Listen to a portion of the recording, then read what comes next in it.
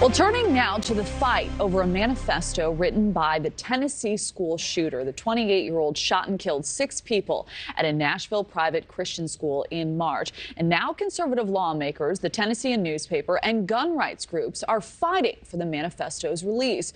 Those fighting against it, the victims' parents and the Nashville police. We'd like to welcome former U.S. Secret Service special agent and law enforcement analyst Evy Poumpouras. Evy, thank you so much for being here. Lawyers representing the victims' parents warn releasing this manifesto will lead to another school shooting. Do you think that's a strong enough argument to keep it from the public? So the issue is that there's a lot of information in this manifesto. We've got journals, we've got a lot of writings, and according to some officials who have read the manifesto, it has been very disturbing as to what is in there. A lot of the information is also the planning and how this was put together. So is a copycat of concern, as it always is the case? Yes. You don't want somebody to see this and then be inspired and get other ideas. The other issue is, on a different note, from the public, and I think very much with what's happening here with the parents, is, are you glorifying the legacy of the person who did this by sharing this manifesto? Often individuals who perform these acts, they're doing it for some type of attention, notoriety. And so are we feeding into that by releasing this? Should we be focused really on the victims and the victims' names rather than on the person who committed this crime? So I think this is where that argument comes from. One, are we glorifying this person? Are we giving them a legacy, a pedestal to stand on, which then inspires other people to do the same? And as well as, what is in this manifesto?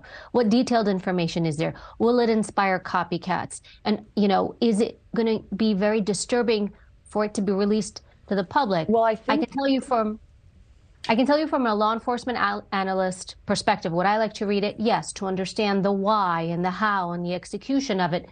But the question is this what is best for the general public?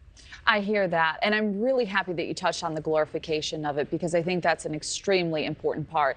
Lawyers on the other side, though, say it's a free speech issue and unprecedented not to release it. So does the manifesto fall under the Tennessee Public Records Act?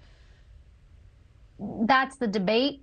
Even in the litigation process, if there is a litigation process, victims do have rights. The argument here is, technically, the families are not the victims themselves were the victims. So are those rights diminished in this situation?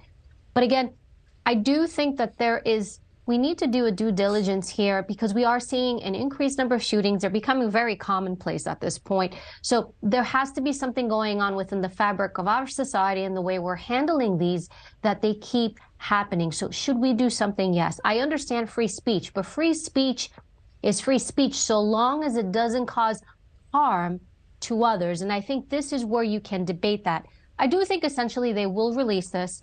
It will be perhaps a bit of a filtered version of it. They'll release parts of it. So it will be out there in the public. And the part of it, the consequence of that is just you're giving other people, and you're planting seeds in other people to be inspired, to come up with ideas, to think about how they could do something like this.